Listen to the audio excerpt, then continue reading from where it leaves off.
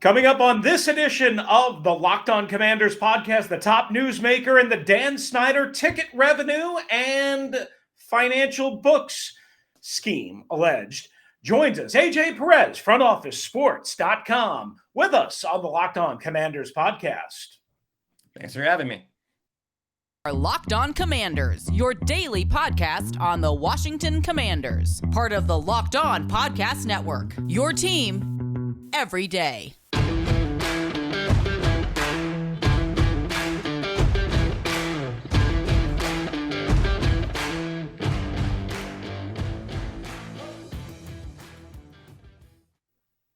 All right, it is great to have you with us right here on Locked On Commanders. I'm Chris Russell. David Harrison is out for this particular episode. And as always, we thank you for making us your first listen of the day and your first watch on YouTube. Locked On Commanders is, of course, free and available on all platforms. You can follow me at WrestleMania621, the podcast at LO Commanders, David at DHarrison82. And again, we appreciate you being with us. So as we mentioned, AJ Perez is with us from frontofficesports.com. Now, AJ Perez can be found on Twitter at by AJ Perez. Perez, of course, with a Z. Of course, make sure you go and check out frontofficesports.com. Terrific information about the business of sports and a lot of coverage of Dan Snyder and the Washington Commanders. And AJ is kind enough to spend some time with us on this particular edition. First of all, AJ, thank you so much for joining us. Really appreciate your time. Yeah, no problem. Thanks for having me on. So let's start with this.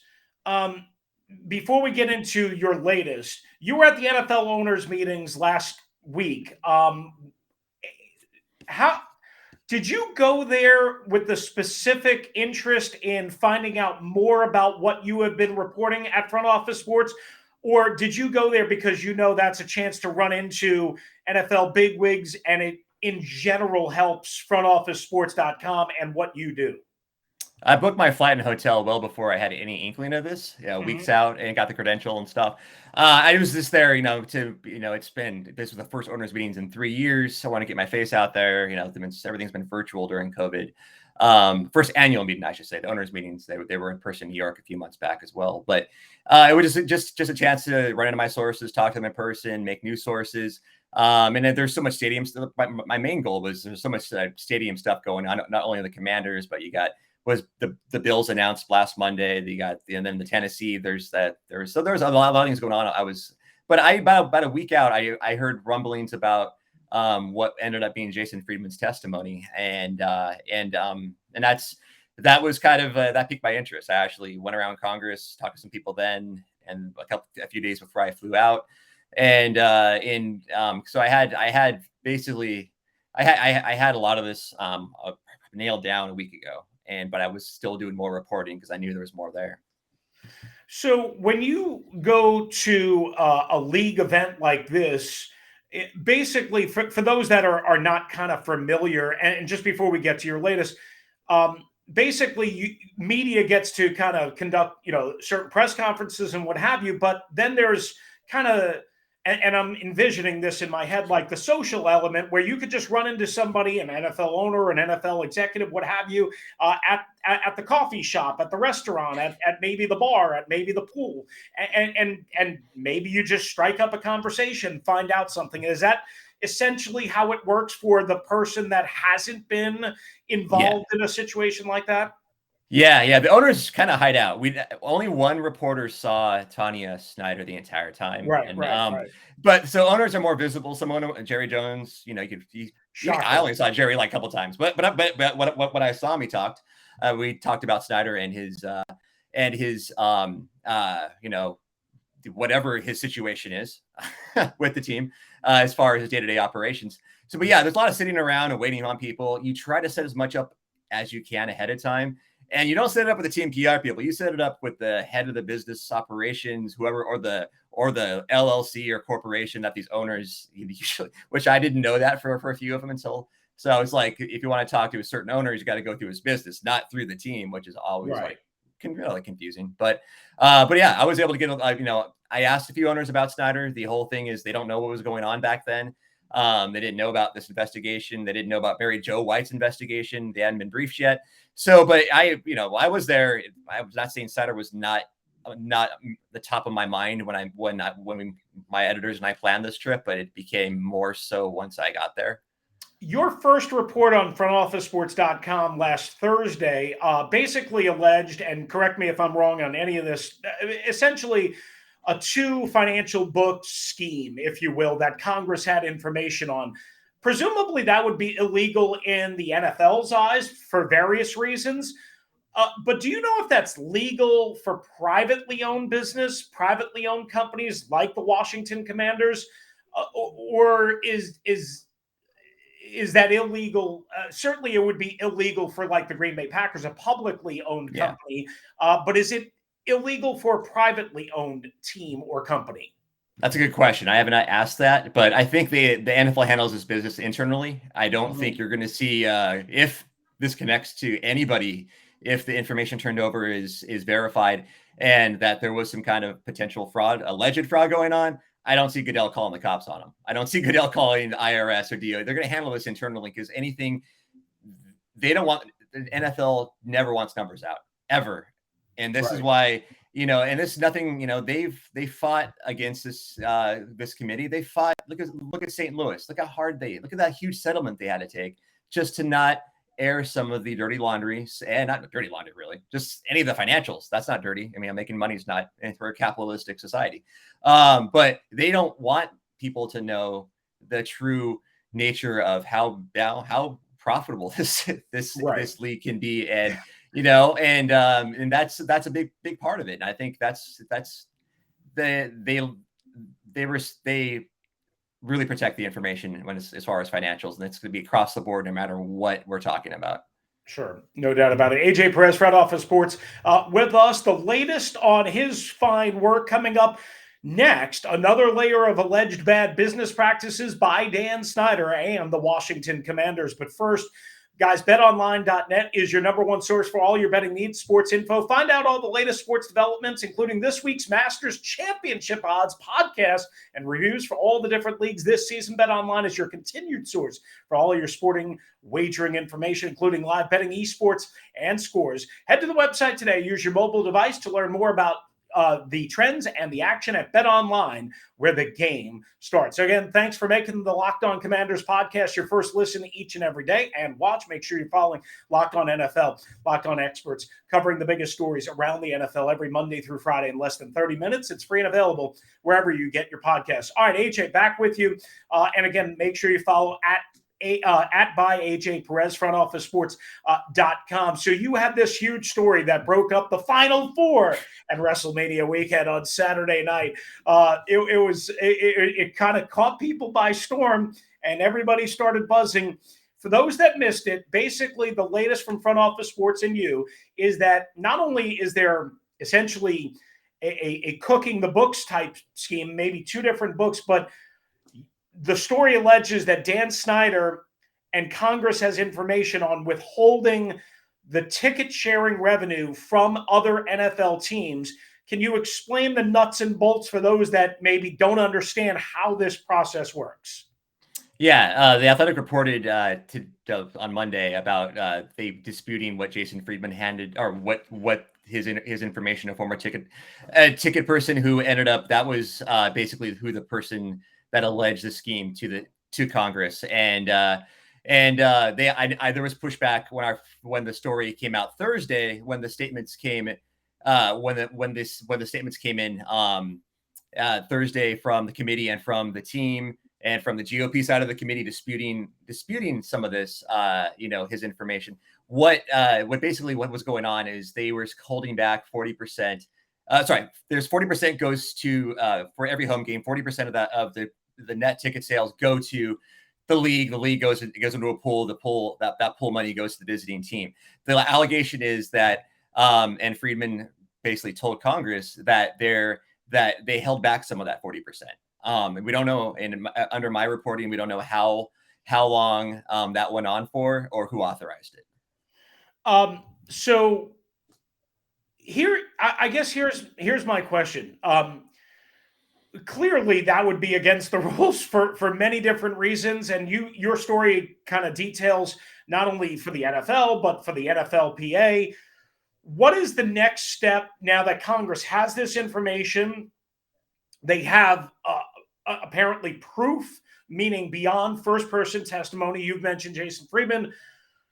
What is the next step? Is it simply a matter of subpoenaing a Dan Snyder and a Roger Goodell, other owners? Is there another step in between that? How does the NFL kind of deal with this next step? And how does Congress, as far as you know, deal with this next step?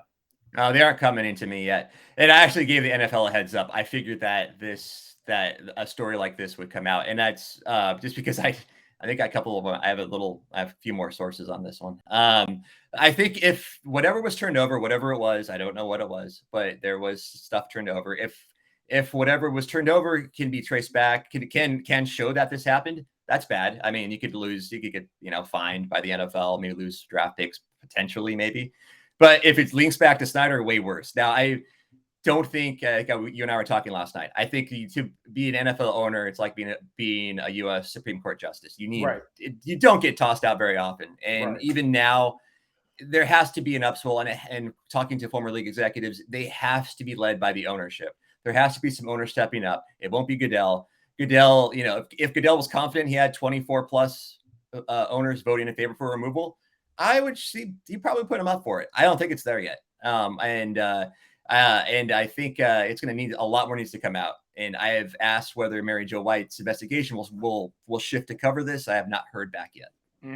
Did it surprise you that the Commanders, who were so quick to kind of trash Thursday's reporting by both Front Office Sports, yourself, and the Washington Post about the alleged 2 books thing, did it surprise you that they didn't have any comment about the latest allegations and information that you reported? Yeah, basically they've on background said the first statement fits this one as well. So that was pretty much indication that who had the information as well, which they said that.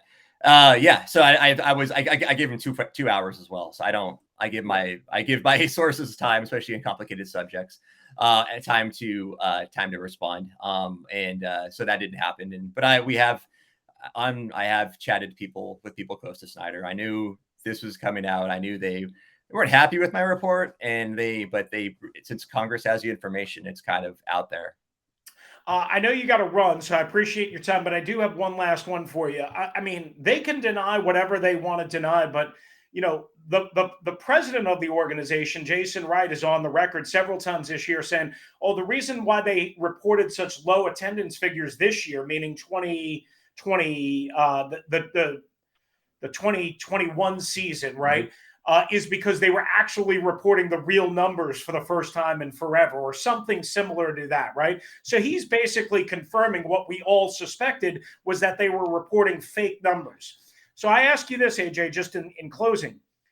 If they were doing that and the president was willing to admit it, and I know that this has been going on, the fake numbers thing publicly, what have you, if they were doing that, do we know what the process is for actually reporting real numbers to the NFL? Meaning, if they were saying 75,000, do we just presume that they were reporting, 58,000 or whatever to the NFL, and then that's how they calculate the 40%? Do we know anything about that process? I don't. I know they get audited. The team gets audited, and a separate audit happens for ticketing every year. And they have to turn in every week, and they have to turn in the numbers. This scheme wasn't a wholesale thing. Per my sources, it only occurred during major home games where there are major traveling teams. So if the Eagles, the Cowboys, they would pick their spots on this. I can't get into details how they did it and who was involved. It was not through Ticketmaster. It wasn't through any of this, how they did it. It was selective. And from there, I have another story that I have information Congress doesn't have on another part of ticketing and on how they did the numbers I'm working on. I can't give much more information because I need to talk to my lawyers at my workplace, since we don't have want to put you in. So there are other things out there, and this could have been done a few different ways. So basically, just in wrapping this up, you expect more to come, more details at some point from what you know already and what you're working on in terms of confirming and layering extra information. Exactly. I think the floodgates is kind of open, and people, even though there are NDAs involved, some people don't have them. So, so that's always helpful. Understand. AJ Perez, frontofficesports.com. Excellent work, my friend. I appreciate you at by AJ Perez, for all of his latest. I really appreciate you making some time for us here on the Locked On Commanders podcast. You've done tremendous work here, obviously. Thanks, Chris. I appreciate it. Yep, absolutely. That is AJ Perez joining us right here on the Locked On Commanders podcast. We will return, guys, for a final segment together on this second edition, I should say, of the week. But first, we tell you, with the ever-increasing numbers of makes and models, it's now impossible for your local chain auto parts, or the big boys, if you will, to stock all the parts you need and do it at a fair price to you, the consumer. So what we always tell you here on the Locked On Commanders podcast is you should go to rockauto.com. Why? Because you don't actually have to leave your house. You can do it from your couch, your kitchen table, wherever you want to do it, guys. I'm not going to get involved in wherever you are, but go to rockauto.com and you could potentially save 10, 20, 30, 40%. It's wide open because why? The big auto parts superstores are going to not only charge you more for parts than you're going to get charged at rockauto.com, but they're also not going to treat you the same as they would treat a volume buyer, meaning a local mechanic, their auto part partner down the street. They're not going to charge you. They're not going to give you the discount because you're not buying in volume. So they're going to charge you more. Plus they have all the overhead, right? So rockauto.com doesn't need to do that. They're going to treat you exactly the same. And that's why we want you to go again to rockauto.com. And when you see all the parts available for your car or truck, you write Locked On in there. How did you hear about us box? So they know we sent you. Amazing selection, reliably low prices, all the parts your car will ever need at rockauto.com.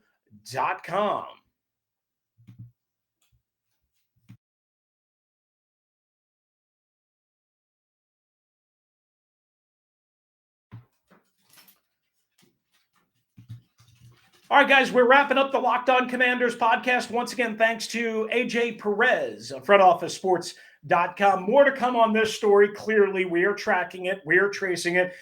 So in our remaining time, what I wanted to do was kind of tie up some loose ends and some things that, I'm kind of hearing and some things that make sense to me. Not any hardcore reporting or anything like that. With the draft coming up, and of course, with free agency still going on, a lot of people, maybe not a lot of people, some reporters, my colleague Grant Paulson at 106.7 The Fan was one of them over the weekend. And I just wanted to clarify, Ron Rivera has said, hey, look, we're kind of looking in free agency at what happens after the draft. And some people have had an issue with Ron basically saying that because it almost is like a give up type scenario. It's almost like hey, we're not involved in Bobby Wagner, who, of course, just signed with the Los Angeles Rams. And that's probably correct. And that's going to rub people the wrong way. Listen, they chose to spend their money on Carson Wentz. Whether that's right or wrong, we can debate that from now until Kingdom Come. We will find out together. That's the good part about this. We will find out together. And whether you will like the trade, don't like the trade, again, whole different ball of wax. And David and I have argued this out, and I talk about it every day on my radio show on the Team 980 with Pete Medhurst. So I'm not going to do that here, but that's what they chose. That meant very clearly when they did that, and then especially when they chose to delay the Landon Collins cap savings hit. Remember, they could have saved, I think it was like $6 million or whatever it was this year. And they chose to have a post-June 1st designation, which meant they would save more this year, about $11.8 million, but they couldn't use any of that money until after June 1st. So as soon as they did those two things, I don't know why anybody thought they would be involved in Bobby Wagner and Odell Beckham and Jarvis Landry and all. Like, we can speculate, we can wonder, we can think, we can say, okay, is it possible that they could get one of these guys? Yeah, it's possible if they were the Los Angeles Rams, if they were the Green Bay Packers, if they were the Tampa Bay Buccaneers, if they were a destination team, a destination organization. They're not. They got pretty fortunate, quite honestly, with Charles Leno last year. But Charles Leno wasn't, at the time that he was released from the Bears, considered a stud. So they went out, they recruited him hard. They needed a left tackle. It made sense. They did it 1 year, like $5 million deal, and it worked out perfectly. Charles Leno is reliable, dependable, steady, solid, going to play, every game. He hasn't missed a game since 2014 in his NFL career. You get the point. But that doesn't happen every year. But that's what they have convinced themselves that is right for this particular football team in this particular situation. Remember, last year they struck out hard, at least initial early returns, on being super aggressive in free agency with Curtis Samuel, signing a 3-year deal that was worth, roughly an average of $13 or $14 million per year. Actually, I think it was a 4-year deal, if memory serves me correct. William Jackson III was a 3-year, $42-ish million deal. Again, roughly about $14 million per year. Both of those did not work out for them through year one. Maybe they'll be better in the future. We don't know. But both did not work out in year one. So armed with that and the lack of resources, they started looking around. And I've been talking about this both on this podcast and again on my local show on the Team 980. It makes sense to wait for bargains. It makes sense for the Commanders to shop at the dollar store as opposed to Neiman Marcus or Macy's or Bloomingdale's or whatever high-end department store that you want to go to, right? IKEA, wherever. It makes sense, not only because they struck out, again, initially and through 1 year miserably on Samuel and William Jackson III, but also because they don't have the resources that they once had going into this offseason. They chose to spend that on Carson Wentz. So why everybody is in a tizzy about this, I don't understand. I just don't. I don't get it. Ron Rivera is just admitting the obvious. They don't have the money, and they chose to do it a different way. They're choosing to kind of wait until the market settles and until guys become available. Maybe guys panic. Maybe Jarvis Landry doesn't get the $20 million that he was looking at. And he says, you know what? Hey, Carson Wentz, Terry McLaurin, De'Ami Brown, Curtis Samuel, I can be a part of that. And Jarvis Landry comes in at 1 year, $7 million, just for argument's sake. Maybe they can do that. Maybe they can figure out a way to make that happen. Or if you look at, a veteran corner, right? They were in on Patrick Peterson, who just recently re-signed with the Minnesota Vikings. Why wouldn't they think about that? And again, Ron has basically said after the draft, there's different phases to free agency. No. There's the initial phase, again, which they basically took themselves out of by going and getting Carson Wentz and then having to cut all those guys and then bringing in Andrew Norwell, right? Then there's that phase, which again, they were not good at last year. Then there's the now phase or the secondary phase before the draft. Then there's the after the draft phase when okay, who you've infused into your organization. And then other veteran teams are looking around and they might cut a veteran that is too costly based on who they drafted, right? So those guys become available maybe for your OTA period, maybe right after that. And then there's the post-June 1st phase, which is, again, when the Landon Collins money kicks in and when a lot of other NFL teams, again, choose to cut veterans, again, so that they can absorb the salary cap hit over 2 different years. Oh, and then there's the pre-training camp phase. Remember, Mason Foster got whacked the day before Training camp started a couple of years ago, which was a major surprise in terms of timing. And then there's another phase. Oh, yeah, when the rosters get cut down in the NFL. Not only when they actually get cut down, which is usually around Labor Day or about a week and a half or so out of the season, but a lot of times what NFL teams will do to be good to a veteran is if they know that player is not going to make their roster, they've already kind of determined that, they'll let them loose 4, 5, 6 days, 7 days, or what have you, ahead of the deadline so that they could get a better chance. Well, that's what Ron and the Commanders seem to be waiting for. All of these separate phases of free agency. You don't have to blow your stack in phase one of free agency, the opening phase. That's the wrong way to do it. They tried that last year. It did not work. It failed miserably.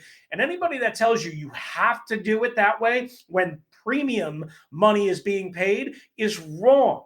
It's not correct. It's wrong.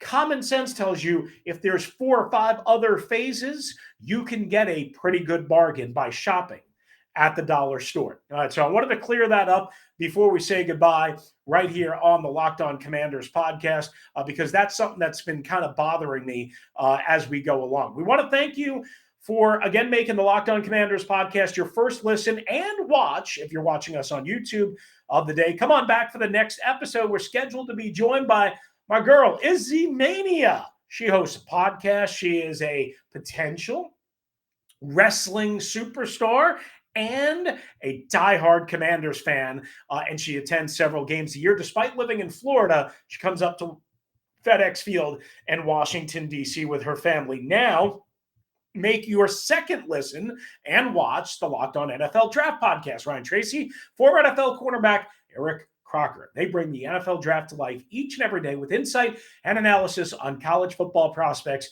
and NFL front offices. It's free and available wherever you get your podcast. If you have a question or a topic you want to hop in on, it's lockedonwashingtoncommanders@gmail.com or hop in on the voicemail, 301-615-3577. We'll try and get to as many of those and splice them in as we can, 301-615-3577. Again, David will be out on the next episode. I'll be solo, and then he'll be solo. And I promise you, at some point, we'll get back together again, as we did for the first episode of the week. But that's going to do it for us today, Commanders fans. Again, thanks for joining us.